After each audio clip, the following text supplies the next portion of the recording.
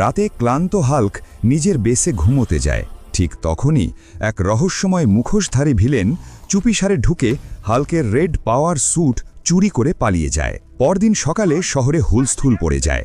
মানুষ দেখে red sweet পরা হাল্ক গাড়ি ভাঙছে আর নিজের শক্তিতে বাস আকাশে ছুড়ে দিচ্ছে।